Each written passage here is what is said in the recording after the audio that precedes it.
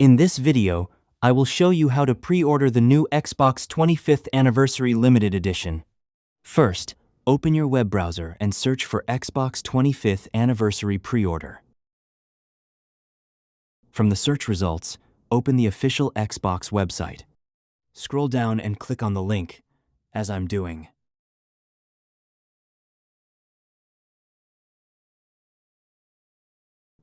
Once you're on the page, scroll down and look for the pre-order option. Click on it, and then select Checkout to continue.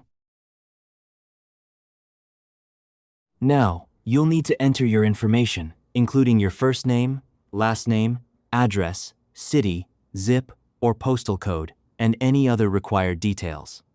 Once you've entered everything, review your order and click Place Order to complete the pre-order. Just keep in mind that the Xbox 25th Anniversary Collection is scheduled to launch on the 13th of November 2026 with an MSRP of $899.99 USD. Pricing and availability may vary depending on your region, so make sure to check your local Microsoft store or an authorized retailer.